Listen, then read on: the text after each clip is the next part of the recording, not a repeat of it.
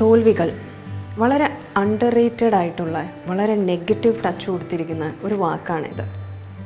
നമ്മളെല്ലാവരും സക്സസ്സിനെ പറ്റി അല്ലെങ്കിൽ ജയത്തിനെ പറ്റി സംസാരിക്കുമ്പോൾ ഭയങ്കര ഒച്ചത്തിൽ സംസാരിക്കും, എല്ലാവരോടും ഇതിനെപ്പറ്റി സംസാരിക്കും. പക്ഷെ തോൽവികൾ വരുമ്പോൾ നമ്മളെല്ലാവരും അത് ഹഷ് ചെയ്ത് വെക്കും, കാർപ്പറ്റിൻ്റെ അടിയിൽ നീക്കി വെക്കാൻ പറ്റും, ആരും അറിയാൻ പാടില്ല. അതിൻ്റെ കൂടെ നമുക്ക് കുറേ ഫിയേഴ്സ് ഉണ്ട്. ആൾക്കാർ നമ്മളെ ജഡ്ജ് ചെയ്യുമോ, നമ്മളെ അക്സെപ്റ്റ് ചെയ്യുമോ, നമ്മൾ തന്നെ നമ്മളെ ജഡ്ജ് ചെയ്യും. എന്തുകൊണ്ട് നമ്മൾ തോറ്റു, ഇത്രയൊക്കെ ഞാൻ ചെയ്തില്ലേ, പക്ഷേ എന്തുകൊണ്ട്? ഫെയിലിയേഴ്സ് എപ്പോഴും സക്സസിൻ്റെ ഒരു ഭാഗമാണ്.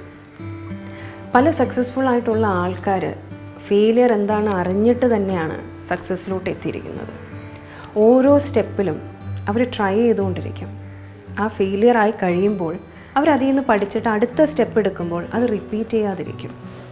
അപ്പോൾ ശരിക്കും പറഞ്ഞാൽ ഫെയിലിയേഴ്സ് നല്ലതാണോ ചീത്തയാണോ? ഫെയിലിയേഴ്സ് എപ്പോഴും നമ്മളെ ലെസൺസ് ടീച്ച് ചെയ്തുകൊണ്ടിരിക്കുകയാണ്. They are very good teachers. ഇപ്പോഴത്തെ കാലത്ത് പണ്ടും എപ്പോഴും മാതാപിതാക്കളിലെ കുടുംബക്കാർ കുട്ടികളെ വരെ പഠിപ്പിക്കുന്നത് തോറ്റുപോകരുത് ജീവിതത്തിൽ, ഇല്ലേ ക്ലാസ്സിൽ തോക്കരുത്, പഠിക്കാതിരുന്നാൽ തോറ്റുപോകും. എപ്പോഴും ഈ തോൽവിക്ക് ഭയങ്കര ഒരു പേടി ക്രിയേറ്റ് ചെയ്ത് വെക്കും മനസ്സിൽ. കുട്ടിക്കാലത്ത് ഉണ്ടാകുന്ന ഈ പേടി തന്നെയാണ് എപ്പോഴും അവരെ മുന്നോട്ട് നയിക്കുന്നതിലും പുറകോട്ട് വലിക്കും. കാരണം ദിസ് ഫിയർ ഇസ് ദെയർ, തോറ്റുപോകുമോ എന്നുള്ളത്. സോ ഐഡിയലി നമ്മൾ എന്താ പറഞ്ഞു കൊടുക്കേണ്ടത്? ആർക്കായാലും യു ഫെയിൽഡ്, ഇറ്റ്സ് ഓക്കെ, എല്ലാവർക്കും സംഭവിക്കുന്ന കാര്യങ്ങളാണ്. അതിൽ നമ്മൾ എന്ത് പഠിച്ചു, അതിൽ നിന്ന് എന്ത് ലെസണാണ് നമ്മൾ പഠിച്ചിട്ട് അടുത്ത സ്റ്റെപ്പിൽ അപ്ലൈ ചെയ്യേണ്ടതെന്നുള്ളത് മാത്രം ആലോചിച്ചാൽ മതി. കുട്ടികളിലും ഇത് തന്നെയാണ് നമ്മൾ പറഞ്ഞു കൊടുക്കേണ്ടത്. ഓഫ് കോഴ്സ് നമ്മൾ ചെയ്യേണ്ട റെസ്പോൺസിബിലിറ്റീസ് ഉണ്ട്. അത് ചെയ്യാതിരിക്കുമ്പോൾ ഉള്ള ഫെയിലിയർ മറ്റൊരു കൈൻഡ് ഓഫ് ഫെയിലിയറാണ്. പക്ഷെ ചെയ്തിട്ടും ഫെയിൽ ആവാമെങ്കിൽ ഇറ്റ് ഈസ് ഓക്കെ. അവരുടെ തോളയിൽ ഒരു ചെറിയ പാറ്റ് കൊടുക്കുക, ഇറ്റ്സ് ഓക്കെ, വെൽ ഡൺ, നീ ശ്രമിച്ചു. എന്നാലും ഇതിൽ നിന്ന് എന്താ പഠിക്കേണ്ടത്? അടുത്ത തവണ ചെയ്യുമ്പോൾ ഇതല്ല ചെയ്യേണ്ടത്, ഒന്ന് മാറ്റി പിടിക്കുക. അപ്പോൾ എന്ത് പറ്റും?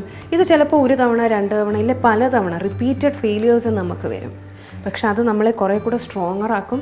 പിന്നെ ആ ഒരു സക്സസ് പോയിന്റിൽ എത്തുമ്പോൾ ഉണ്ടല്ലോ, അതിൻ്റെ രുചി വേറെ ഒന്ന് തന്നെയാണ്. അപ്പോഴാണ് എന്താ റിയൽ സക്സസ് ആവുക. അല്ലാതെ എല്ലാം നമുക്ക് പ്ലേറ്റിൽ തന്നു വെച്ചിട്ട് പിന്നെ സക്സസ്സിൽ കയറുക എന്ന് വെച്ചാൽ അതിൽ വലിയ മീനിങ് ഇല്ല.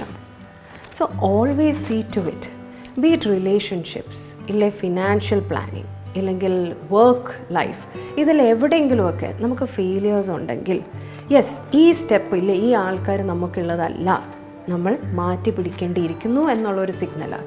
അത് ചെയ്യുമ്പോൾ എന്ത് പറ്റും? Better outcomes will come. എപ്പോഴും നമ്മൾ തോൽവികൾ ഫേസ് ചെയ്യുമ്പോൾ നമ്മൾ ചെയ്യേണ്ട ചില കാര്യങ്ങളുണ്ട്. നമ്മളിത് എല്ലാവരോടും പറയണമെന്നില്ല.